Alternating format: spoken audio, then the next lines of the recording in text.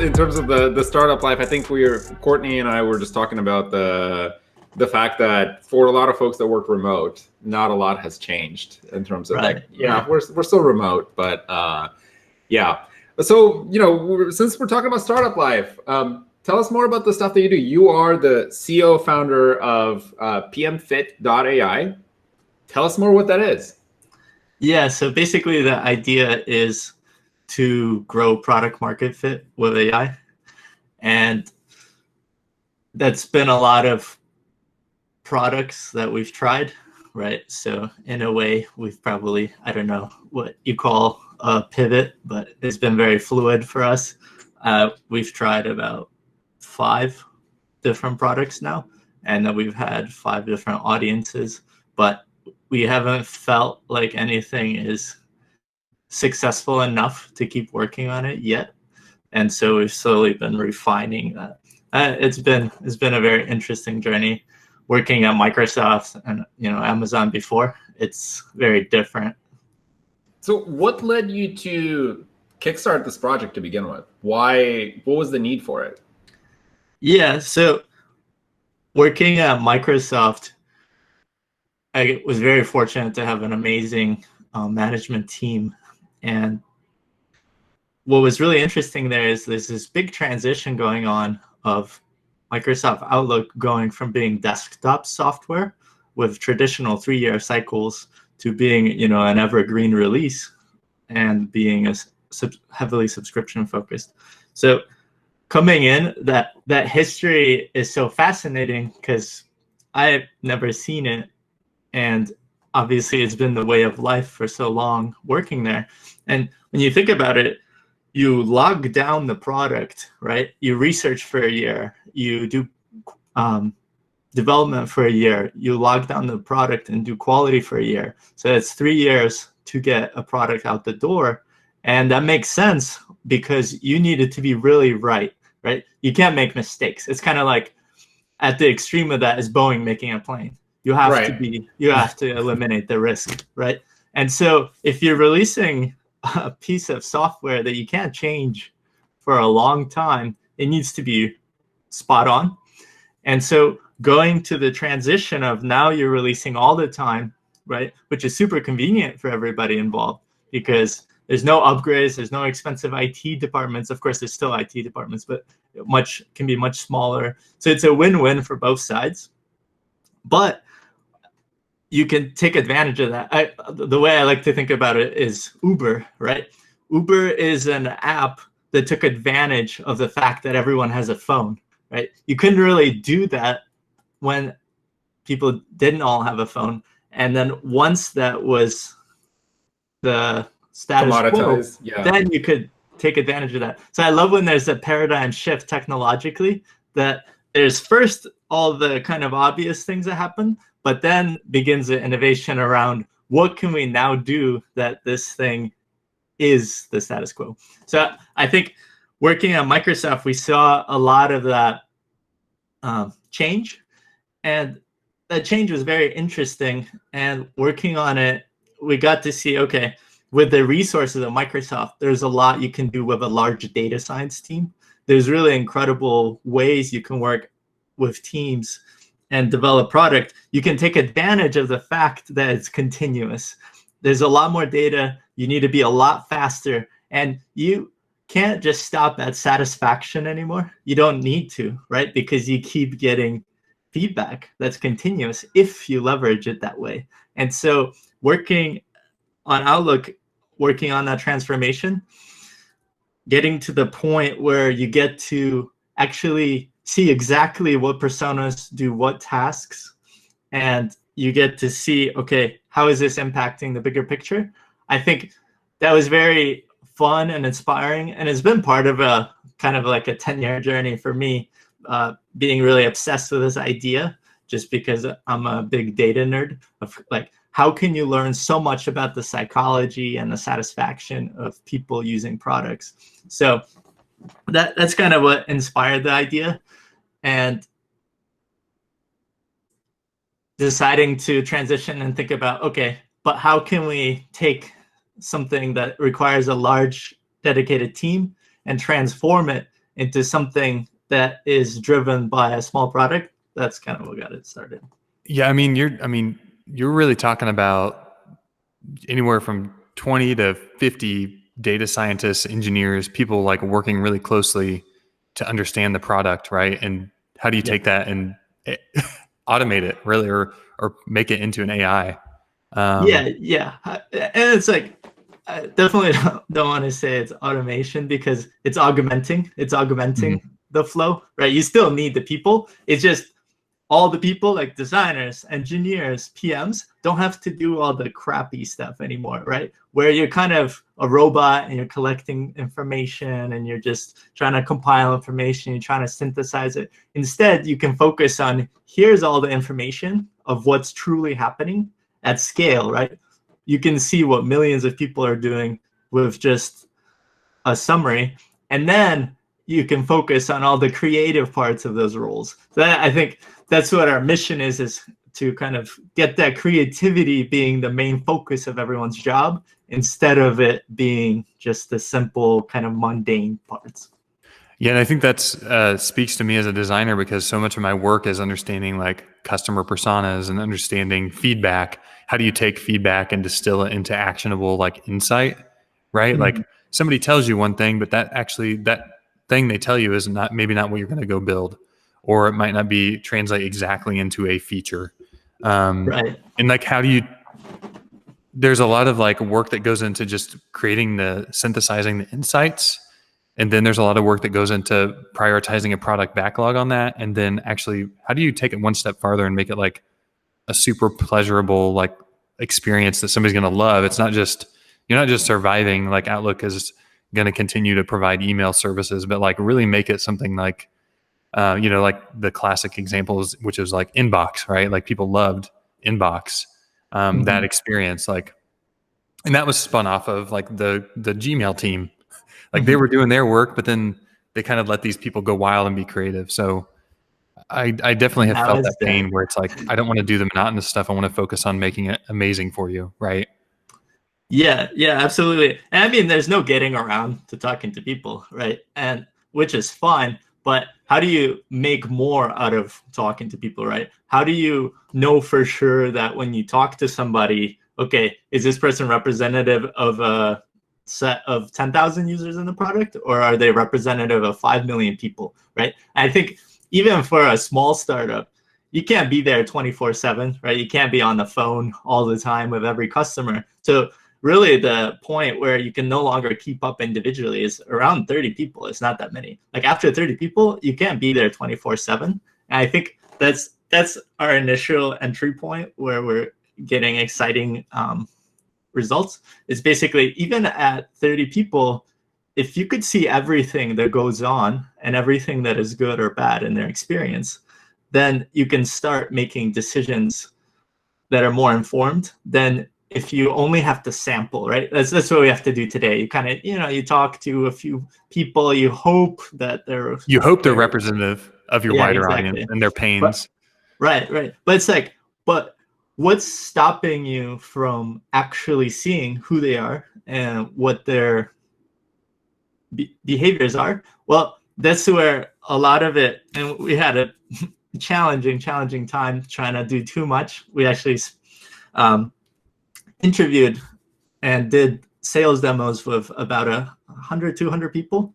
And then initially, people hated the thing we had, right? We had this simple clustering. And I remember getting on a demo call, and just sitting there and starting the demo. And they're like, oh, I just had something come up. It's like, see ya. And I was like, right. You can definitely feel that's not product market fit. And then, you go to, okay, kind of like blank stares. And then we just kept iterating. Our designer is just incredible. And so we kept iterating and iterating on this. And we would tell people, like, we haven't built anything yet, right? We're just trying to figure out what will get excitement. And I remember going from that and getting to a point where we had a demo, and it's kind of a strange way to explain it, but basically I would present the demo, And then I would like hear breathing, right? Like excited breathing. And I'd be like, whoa, what is that? Right. I remember thinking, and then I made a beginner sales mistake where I would just ramble for a while, right? And I would stop rambling after about 5 minutes, and I would stop the screen share, and they're just sitting there going like, yeah, and then a bunch of questions, bunch of excitement. And it was so different than people trying to hop off the call with me, just like weeks beforehand. So it was really interesting. And then realizing that is not like that thing, unfortunately, turned out to be so incredibly hard. And it's what we were just talking about, trying to get personas and their tasks organized and summarized. Turns out there's a reason nothing does that yet. It's because it's an incredibly difficult challenge. So we had people pre-order. And people, like, even it's hard for people to even do this. I mean, there's trained researchers that I've worked with that this is like their everyday job, and it's hard, and it changes from project to project even. Exactly. And so that's what happened to us. We ended up iterating, getting to something that's super exciting, and being honest about it, saying like, hey, we haven't built this. Like we definitely have some stuff going on, but not this.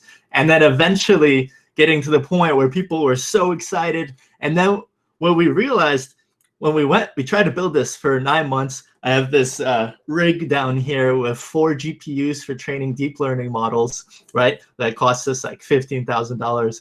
And we got this thing, we trained all this stuff for 9 months. And then turns out there's a combinatorics explosion that happens whenever you try to model this space, right? There's so many little factors that when you try to combine them into personas and tasks, it's just like, it just blows up. So the best we ever got was we would train on retention and conversion, and we could figure things out to a 42% accuracy. So 42% of the time we could predict whether or not a person is going to be converting or retaining. And then we would just have the factors listed out. Who are they? What are the tasks they're doing? And then once we realized this emergence phenomenon, like this idea of there's different people, different tasks, is so hard to cluster, and it's so hard to figure out the right way to combine it. That's, we 9 painful months, but then after that we went back and we're like, we should now try to build the thing when we do the demos. That's like the silly mistake was realizing feasibility risk, right? Because I've done a startup 5-6 years ago, and there we did some incredible technological stuff, but we couldn't sell it to anybody because we had no idea what the market was or what the need was, right? Whereas this time I was super cautious about that. I was like, okay, can't have a repeat of this. So we spent all this time finding the thing that is super exciting and who the people are who want it. But then merging the two worlds, it's like, you need to make sure you can actually build it. So it's good to, like, now our rule is we don't show anything unless we've built it in a week or a month. And then also merging like the value of it. Like you still want excitement, but you still, and then that's the arbitrage opportunity, right? It's like, what exists that you can actually build that people love that will, determine if you're successful or not. And so I kind of dug into your background and looked at, your blog and saw kind of what you were writing about. And I think you had a great, very in-depth article talking about this, like theory of making like pleasurable products. And it's funny because you keep saying excitement. How do I make this thing exciting? How do you measure exciting, right? Like we're always talking in like minimum viable product. But rarely when you're talking about an MVP are you talking about integrating excitement. That's probably like one of the last things that any PM is going to talk about. It's like, well, what makes this really exciting? It's like, well, what features do we have to get in to make it an MVP? And I guess kind of where I'm going with this is your whole idea in that article talked about like survival interactions versus pleasurable interactions. And then how do you identify that, right? Like, how do you extract the fun? How do you make it exciting? Yeah. And it's not always practical in the, like, and this from working on products in a big conglomerate, like getting that into the roadmap. Right. Like, and so what would you say to somebody that's like on a team and they're like, I want to make my product exciting. I want to try to get this stuff built in, but how in the hell do I get past the feature, the feature backlog, and we're so focused on the nitty gritty, just getting things built, and it's not about that kind of high level pleasure metric. Yeah. Pleasure is a hard metric, I guess, is kind of what I'm getting at here, right? Like, absolutely. How do we measure that? How do we monitor it? Yeah. What's your take on that? There's some interesting components to what you just said. I mean, it just made me think of so many things. I think, first of all, working at Microsoft. So I was at Microsoft for 3 years and 3 months. And I remember my first year where basically I would try to pitch people, right? I would say, my ego bias is I like epic things, right? It's kind of my internal driver, I've noticed. And there's good parts to that, and then there's bad parts to that, right? And it's about harnessing the bad parts and minimizing those and then getting the good out of it. And so a lot of times I would have these grandiose pitches, I remember initially. I was working on Outlook Desktop, which has such a large backlog. It's entrenched, man. Like it is what it is, right? Yeah. I mean, it's incredible. There's like 500 million people or something like that using it, and it's just something that has been around for so long, and the team has so much on their plate, right? I remember initially trying to pitch stuff, and it kind of go on nowhere, and I'd be like, man, I am not good at this, right? I am not good at convincing people to do anything. Not realizing, like, first of all, it's the Dunning-Kruger effect, right? It's where you think you know something about it, but you know so little that your metacognition prevents you from realizing how bad you are at it. So, and usually the best way to go into that is to just do it, right? That's kind of how I always approach it. I'm like, yeah, I probably don't know a bunch of stuff, but might as well try. And I remember I would literally just code a bunch of stuff. This is when Dan and I overlapped for a year, where we would just code stuff and then just be like, here's working code of the thing that I was trying to convince us to do.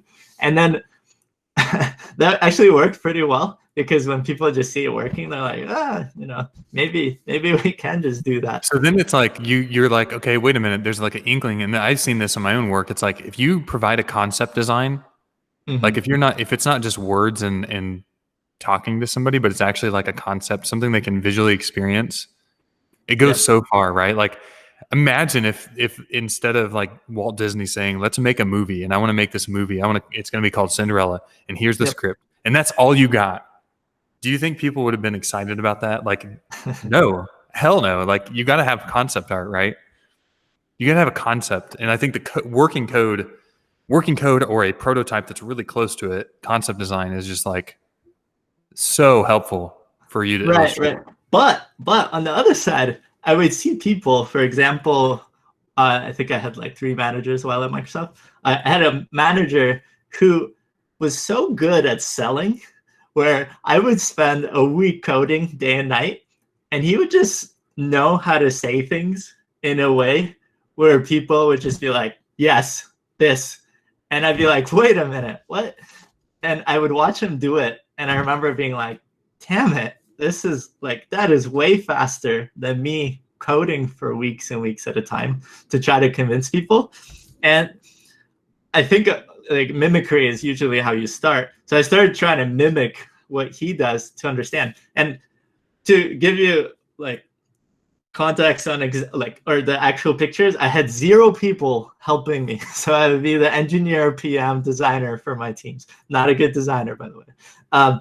And so I remember that, and then having my manager do the selling. And then all of a sudden, I beat my head against the wall a bunch of times. You prototype stuff, you build your brand eventually. It reminded me of like, I had the same journey at Amazon, where like, then once you get a couple of wins and kind of you build your own brand, your credibility quickly within the team, within the org, then people are more receptive, of course. But then I would see him go to any part of any company and then just be able to convince people in one meeting to do basically work on anything. And obviously you look at that and you think, I remember thinking, oh wow, there's so much more to whatever is going on here that I don't understand? And realizing later, like what he was really good at is understanding what people want, right? Tapping into the outcome that they want and tapping into the personal desire that the person has. And then you work backwards from that. And then you start all of a sudden getting really good results in persuading people, right? And I definitely, afterwards, he actually left, and I was left on my own, which was awesome. And I was in a situation where my manager was skip level traditionally. And so what was awesome about that is she would give me a ton of autonomy. She's kind of like, she's too busy. She has way bigger things to do than like deal with my feature work or whatever I was doing, which for me was nirvana, because I was like, oh, awesome. So I can just go around and kind of fail and experiment. And then sometimes I'd make a bunch of people mad, and then she would come in and like resolve situations. So she was definitely always there for me, but the autonomy was so awesome because I was like, okay, I've been mimicking my manager for about 8-9 months, and now I get to go try it on my own. And it was awesome. I actually ended up going from having 0 people, 0 support for first year, it was a grind at Microsoft, to working with a team of 50 people. I was working with 3 designers, and it was night and day. And then realizing, like, learning that, focusing on those outcomes. And so tapping into the desires of the audience that you're, like you said, he was very adaptable, almost like a chameleon, like going into different conversations. Absolutely. Like being able to pinpoint very quickly. Do you have any tips for like how because you said mimicry is at the first, but then you really have to learn the process of identifying what is it this audience wants, right? What do they want to hear, and what are they looking for? You are also building a reputation, so you can't be lying, right? And you cannot be like just pandering and telling them what they want. So you have to truly somehow get inside their brain and be talking their language. Like, what are your tips there? Like, what did you uncover? Yeah, well, because I'm so, I would say, still very novice at it. So I'm definitely, I think part of being a novice at something is not being able to characterize it very well yet. So I'm always trying to figure that out, because if you can't understand what it is that makes it work, then it's very hard to figure out how to improve it faster. And that's like I would say the transition. I think the key thing is always just tapping into, I actually had a kind of a successful blog post, which was called How to Get Promoted Quickly in Big Tech or something like that. So it made it to the spot 31 of Hacker News, 1 spot away from the first page. So I can never say it made it to the front page, which would be so much better. But what was interesting in that article, I was talking about, if you tap into the motivation at a big company of like, what are people there to do? And this might be a very grim view, and it's just my experience. But basically, what I realized is if you look at the earning report of the company, you can figure out which parts of it are high growth areas and which parts are in maintenance mode. Like Outlook Desktop, if you look at it, it's already making however much money it's making, billions, right? So there's only so much incremental value you can get out of it. And what is Satya and Amy Hood thinking about, right? Well, they're thinking about how do we increase our revenue by $10 billion this year so our shareholders are super happy, right? And that's their job. That's their job. And realizing that at the end of the day, the people just like us, they have incredible experiences, of course, and very smart, but they're people just like us. And in our head, we can only fit 3 to 6 things at a time, right? And so when you think about, like, what is Satya probably thinking about? He's thinking about which of the 6 things he thinks are going to increase companies' revenue by $10 billion. So that's where he has to focus in order to make stockholders happy. And that's his job, right? And so realizing that if you just look at the earning report, you can basically deduce, okay, here's the high growth parts of the company. Here are the maintenance mode parts of the company. And the maintenance mode part of the company, like, they call it culture, but culture is just a way to keep people happy, right? So you keep people happy because if you realize that you're one of 10 people doing the same job because you need to be, right? Like you can't have Outlook, for example, have a person leave and it disrupt the whatever billions it's making. You just can't have that. So you hire 10 people and the amount of money it's making, paying 10 people, I don't know, 500K each is still nothing compared to how much money the product's generating. So then you get these parts of the organization that just have a ton of redundancy, as they should. It's de-risking. You can't not de-risk it, right? And then you kind of have culture to make people feel better, right, about it.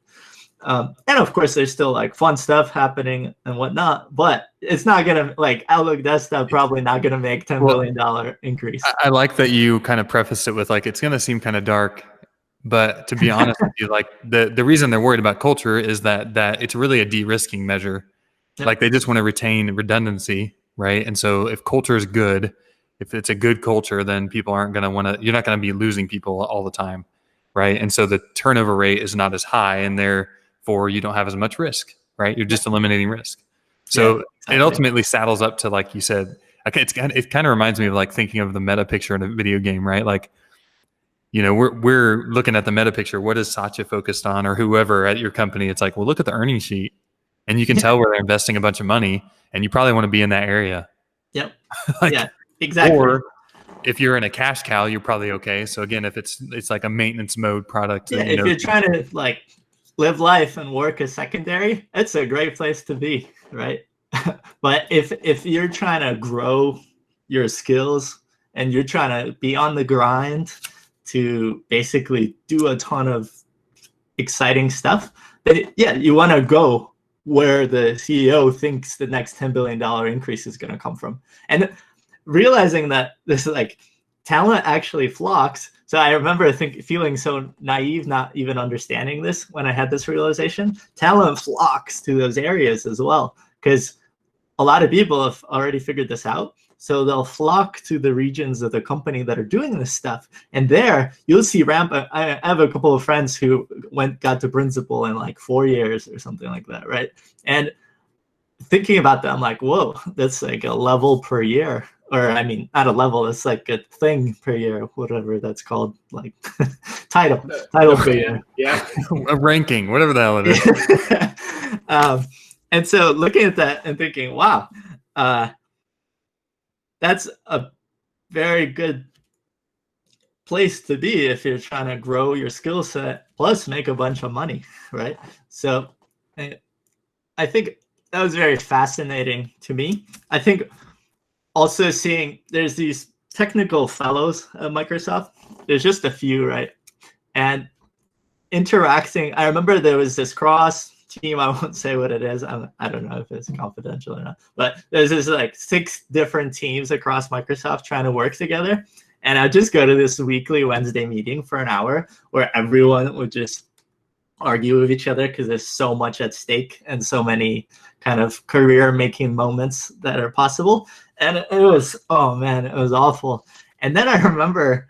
It was a pretty sweaty lobby. Yeah. And then I remember one of the EVPs, because this is one of the projects that Satya cares about clearly, sent in one of their technical fellows. I've never heard of him, never met him, nothing, right? And he just came in. I remember he just came to one meeting, and then it was just, you know, all the classical stuff going on, all the bickering. And then the next meeting is just totally different meeting, right? The next Wednesday, I remember coming back and everyone was like, yeah, let's do this thing. And everyone's agreed on everything. And then there's just there was one quarter of the room that was clearly, I think the methodology he used was he convinced one-on-one 75% of the room to like buy into everything they want and have just to get things going. And then he just figured like he doesn't need to spend the time on the last 25%, because when 75% of the room is agreed on everything and is saying yes, yes, yes to everything, like it's kind of like the rest of it will work itself out. And I remember thinking, like, seeing my manager in the like my first year or two like he was awesome. And then seeing this guy who clearly made a career out of just being incredibly good at managing people, right, in this way. And I think when I went back and I looked at everything, like why was everyone saying yes, yes, yes? Well, everything they wanted, everything that they betted on, he just said yes to everything. It turns out you can just do that in that case, and then everything just went along. Falls into place. Yeah, and then the project, I think, like started rolling instead of like this. So again, I think all he's doing is he's saying, okay, why is each one of these managers or directors, why are they so invested in this thing, right? And then usually you can figure out, like, I mean, we're all selfish, right? At the end of the day, you have some, like, again, 3 to 6 ideas, just like Satu, that you think will get you promoted and you think will give you a ton of responsibility and enjoyment. So then he just went in, figured those out, figured out how to say yes to all of them, and then boom, happy room. In his absence, though, nothing was going to happen, which ultimately impacts the product pipeline, impacts everything right down line. Like if they can't get along and get everything moving forward, then they're all blockers. Yeah, I mean, there were actually major ramifications organization-wise that happened because this group of people couldn't get things done. Again, like, I don't know what's considered confidential, but like, it's even for externally, you could see the differences the company made just to not have this sort of thing happen again. So I thought that was really interesting, because you see these reorgs and you wonder why they happen. But then when you see like when things don't work, especially when Microsoft needs to make this happen, right? Like with the phone, for example, mobile phone, right? Well, I love that you're talking about this. So like, I think it's really fascinating. I did not know that Microsoft was going to shut down like all their physical stores. Right. And so we see this like decrease in the focus on consumer hardware almost. What's your take on this? Like, what are your thoughts? Like, they closed it early because they were planning on doing it anyways, right? Per reports, it was going to happen in 2021 regardless. They were going to start scaling back, supposedly. Now, I don't know. Like, it seems like they're going to be pushing more into hardware. It'd be advantageous to have storefronts, maybe. I don't know. What do you think? In the world we live in now, is it nice to go in and like touch the latest Apple product? Yeah. Definitely. Like, I want to see what size that phone is. And I certainly want to see what size this, fold up device is going to be like, right? If I'm going to carry it in my pocket, I want to have it in my hand first. But what are your thoughts on that? Like, again, talking about scaling back a division or moving, kind of refocusing. Yeah, I think so. Enter wild speculation. I think, again, if we look at the earnings sheet, how much does consumer make Microsoft? Right. I think if you take Xbox out of that picture, right? I mean, like, even with Xbox, yeah. Right. It's just like, where's Microsoft making a ton of their money? Well, it's the like 3-year enterprise subscriptions. Right. And I think what you'll see with products, like obviously Microsoft has a bunch of products. There's like 3 layers. There's the point solution companies that just do one thing really simply. Then there's the medium business size things that try to do an all-in-one. And then there's the enterprise level products that has to be so customizable that you can literally do anything with them, right? I think I read that from Brian Balfour on the internet. And you think about those 3 things. Well, the expertise necessary to make one happen versus the other is so different, right? I think for a while it seemed like Microsoft was trying to move into consumer, move downstream, but then you realize that, okay, enterprise is what Microsoft is excellent at. And then you try to minimize the costs of unsuccessful experiments, right? And so to me, it just seems like Microsoft's doubling down, like, okay, in consumer, I don't know if we're the best. We have some incredible stuff, but where's most, you look at the earning report, where's most of the value coming from? I think they're just figuring out, how do we focus? Not saying it's like giving up on consumer, but it's like, how do we focus all the resources where we're making the most money in those. Which is not keeping storefronts open. It's actually focusing on the hardware, focusing on building these experiments, right, and doing it really well. So like HoloLens, right? That's another one that's like, there's been a lot of like talk around that, and there's like other competing products. Like, where is this going to go as it evolves? It's very much experimental. They're not making anything probably off of that right now, right? Yeah, but it's very interesting, and of course, there's so many people involved in so many decisions, so it's tough to say. But I think at the end of the day, earning report is where. So tangential to that, though, so when you look at the earning report, you see very high level. What's your litmus test to see what are those kind of innovative pockets within a broader org? Like, how do you use to assess, like, is this the team that truly pushes the boundary versus somebody that is within a larger org, but still tries to maintain like a status quo and say, just, reap the benefits without the investment? Yeah, there's a nice little trick that is using Sales Navigator on LinkedIn to see which part of the company is getting promoted quickly. That's actually one way to do it, is you can just straight up see in there by looking at the progression of growth of titles. The other ways, I think a lot of times it's like, if we look at Google, right, which none of us are involved with, you look at Google, I think I might be wrong, but it's a good example. I think Google potentially is thinking, okay, Stadia, the subscription-based, hardware-less gaming platform, might be a thing that can make $10 billion if we can make it work, right? So I think right now that's one of their experiments. So if you go to Stadia and you work at Google, you're probably going to get a lot of opportunities because you're going to be the only one person working on your area, because you don't need 10 people to work on the same role when it's a new thing. There's not a lot of risk to maintain. So then you get a lot of responsibility and you get to grow the product a ton, right?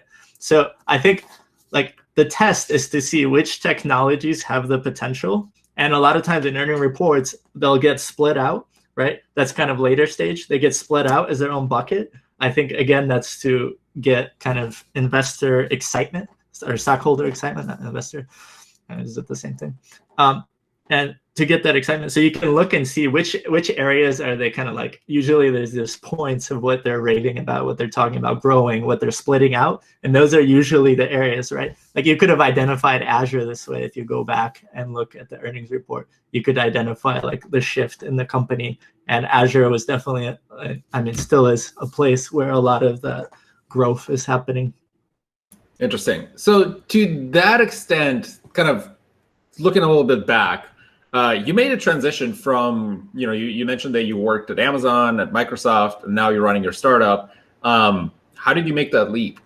Because I feel like for a lot of people, it's like jumping over a canyon. It's a pretty terrifying, when you have the comfort of your 401k and all the benefits that you get from a big company, and then you're running your own startup. Yeah, like how did you arrive to that decision? Like what were the drivers? Yeah, here I think project a little bit of Naval. So I think what's awesome about Naval is he standardized a language around how to think about life and happiness. And I think a lot of people had these ideas. There just wasn't a common language for it. So I think that's the innovation he brought, is he standardized language. For me personally, it is kind of very simple. The second I feel like I'm not growing at the maximal rate that I can be, like I have to leave. So to give you an example, at Microsoft, it was so incredible. I think I just got really lucky. Actually, my first 3 months I didn't have the best management team. And then I think those Satya level changes propagated down, and boom, I had a brand new everything, like manager, skip level manager, VP, like everything changed. And I was actually going to quit, and I ended up not quitting and ended up learning a ton and growing a ton. I think I was probably the amount of stuff I learned was just amazing, right? But at some point, this is the problem with specialized roles in companies. You can read about it in The Hard Thing About Hard Things in Ben Horowitz's book. He actually talks about this phenomenon. You can't give people more and more responsibility at a large company very quickly, because even if it's justified, you end up, there's a lot of play, right? And at the end of the day, the culture aspect of it is going to be more important than getting this person to stay, right? So I think what I felt like is my growth was basically like just rocketing for a while. And then at some point I started trailing off. And that's just because the amount of responsibility I needed didn't match my level anymore. And like the whole organization is so accommodating. It's amazing. And even here, they understood that and tried to make that happen for me. But at that point, I just saw like it's a struggle for them to give me kind of what I need to grow. And then for me, like to give you an example, I actually quit 4 months before the bonus came, which would have been pretty large, very substantial. But I was like, I don't want to stay for 4 more months unless I'm growing at a phenomenal rate for these 4 months. And to me, I think of it as compounding effects over your lifetime. I think you can get stuck in a loop, right? If you get stuck in a loop in your life, when I'm 60 years old, ideally I want to have 60 years of extreme growth, right? And if I allow myself to get stuck in a loop for 10 or 20 of those years, right, I'm basically gonna have the skill set of, I'm 60 and someone 40 could have the same skill set. And that's You're the way basically like atrophying in your career. Well, that's what you get paid. Like at Facebook, right? You get, I see friends with incredible backgrounds get like 500K offers, right? And what are they getting paid to do?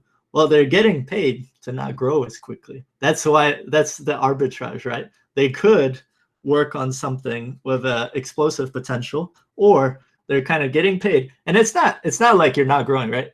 I'm sure they're growing maybe at 70% rate, whereas in their own thing, they could be growing at 100% rate because there's no limitations. But I mean, if you can get a really good salary and grow at a 70% rate, I think that's wonderful. But at some point, it'll trend down, especially if you advance very quickly through your levels and your responsibility. It'll trend down where something like 20% of your time will be growing yourself, and the rest will be about subjectivity. It's about like when things are not directly connected to revenue, right? It's very hard to tell who did what. So I actually really love this about Amazon. At Amazon, because everything's so revenue focused, you can show if you're 1x, 10x, or 100x employee, right? And so Palantir is the company that's known for this, right? Palantir is a they're kind of like a data company basically. And they bring in their tool, they throw it on the data set of the company, and then what will happen is there'll be 100 analysts working. They bring their tool in, and all of a sudden you'll see a curve: 1x, 1x, 1x, 1x, 100x, 100x, 1000x, 1000x. And a lot of times, and I know it's a little inhumane, well, actually, if you got 4 people doing 2000x and 100x, you actually don't need 100 analysts anymore. You just need those 4 people. So that's what Palantir does, is they'll bring that tool in, and then you realize, oh man, these guys have been kind of coasting for a while, and then these folks over here are crushing it, right? And it just exposes that picture. And I think that effect, to make that happen at large corporations, would require some sort of technical innovation. But I also don't know how good that would be, right? I mean, again, if we go back to what we talked about earlier, like, do you want to show people, that? It's like Office Space. They come in and they're like, "Hey, what exactly are you doing here?" Yeah. Yeah. By the way, we want to give you a raise, a promotion, but we're going to fire everybody else. It is a very good point, though, because I think you're right. There's a lot of, and I think to your point that you made earlier of like that risk mitigation and this kind of buffering, essentially, that results in a lot of kind of lost almost opportunity for growth, because everyone has these like little pockets of things they're responsible for versus somebody that says, go and do big things. Like Right. go build something big versus Well, like, you can't blame them, right? Like, I mean, what are you supposed to do? Like, if I had a product that makes $10 billion, yeah, I would hire 10 people for every little part of it that I could, of course, right? That's crazy. I mean, that's your responsibility to the stockholder. Like, you're increasing your odds that you're going to win. Like, by doing that, because they're going to stumble upon ideas, they're going to be able to continue to work the product in those different little verticals. Yeah, right. But in terms of self-growth, that's where I think, unfortunately, things don't work out as well. And I wonder, like, I think I have some rant on LinkedIn somewhere where I talk about what would it take to not have to have companies do this. And it's hundreds of years away. So I think for me personally, the decision was simple. Basically, when I felt like the balance was below 70% of growth, right? Actually, interesting enough, someone in my management chain shared their experience saying how they actually had to leave for a year and then came back like 3 levels higher as a manager, getting paid 100K more, right? And I was like, that's counterintuitive. You would think like, I think naively I thought, oh man, aren't people going to be upset that I left and all this? But realistically, it's like, no, that's how you show it. You're confident. You're like, okay, well, if I can't grow here, I'm going to go somewhere else where I can get the opportunity. And then at the end there, like, it's totally fine to hire someone in at a high level. It's just not fine to promote someone very quickly, right? So that's like dichotomy here, which is kind of super fascinating, is by moving around, you're actually proving your market value. And then it's not a big deal to be able to put you in a role, even if those people still know you. So I think all of that is super counterintuitive. And for me, ultimately, yeah, it was very simple. I felt like I could learn and grow a lot more. But I've also been passionate about this thing for like 11 years that we're doing, right? So like some version of it. So it was just a very easy decision to say, okay, worst case scenario, I'm sure I can, I have job liquidity. I can go work anywhere if necessary. And like, we're so fortunate as tech people to have this opportunity, right? And at the same time, I want to learn and grow a ton. So this seems like the right point in my life to do this. Like, I don't have children. I was about to ask that, like, you made a choice here to basically leave. Everything you just told us was so rich, and like, you kind of have a very mature view of like that, being in that growth mindset for your career. Oh, thank you. In the corporate ladder, like, you kind of can figure it out. Like, I can hop around, I can figure out how to optimize my growth in my career, but you actually chose to do your own thing. Like, I'm going to leave that behind because I see a bigger growth opportunity here. While I have low risk, I don't have a lot of attachments, right? Like, nothing. Like, I love that you said that. There's a window of opportunity. Like, now is the time. If there's like a lever, like I want to be at 100% as much as I can, right? Like, I always want to be pulling it. Actually, when I accepted the Microsoft offer, I was working with Andreessen Horowitz. They have this little thing called Talent Bank or something like that. And basically, it's a little shopping cart interface. And you go in, if you have to interview for like 7 hours to get into this thing. And then you go in and they give you a little shopping cart of companies that are in their portfolio, which is about 500 companies. And you can kind of like go through this fun e-commerce experience to select some startups. And then they'll make very warm intros and share the results. So that was very cool. And I remember the person there saying, do not go to Microsoft. And I was like, man, this guy, like, Microsoft is a company I idolized since I was like 6. Growing up in Russia. And so I was thinking about that. I was like, I can't believe he is speaking so poorly of Microsoft. And then I realized what he was talking about is this exact phenomena. I think he was a little dramatic about the way he chose to express it. I think he called it a rat race. I think I've written that in one of my, he's like, you're going to just be going for the next crumb. And I was like, huh? Like, I'm fresh out of college. I have no idea what he's talking about. But I don't think it's quite that bad. Like you said, Courtney, like, there's ways you can tweak the lever by moving around the company. I mean, Microsoft is like a big country. There's like different cities, different different. I think it's really important that people keep it in context where different people optimize for different things. I mean, I've met people that have been in the same role for 10 years at Microsoft and they're extremely happy, right? Like, yeah, Radical Candor balance, is the book that talks about this so well. Yes. Like, you know, if you have 5 kids and you like your work-life balance and you have a great, you know, you're working on a product you really love and are passionate about, then go for it. Yeah. But at the same time, you're not optimizing for the same thing as a guy that's like, I want to be high growth in my career. I want to get the highest title I can. Different levels of enjoyment. So for our listeners, you know, optimize. What are you going to optimize for? I think you need to have that meta picture in your mind. What am I optimizing for right now in my life and in my career? You know, you're optimizing for something very different than even I am. I mean, I want to grow, but I'm like more at like 75% tilt, right? Like I'm not at 100% tilt. I'm not going to quit everything. I can't. I got to feed kids. But yeah. Well, hey, I actually have to drop off here, but I did want to say, like, thanks so much for coming on the show. I love this conversation. I love the angle that you're kind of thinking about, both product market fit. I think the product sounds super exciting. I will be reaching out to you more to talk about that, but then just even the career advice for our listeners is wonderful. Sure. Yeah, thanks so much for having me, Courtney and Ben.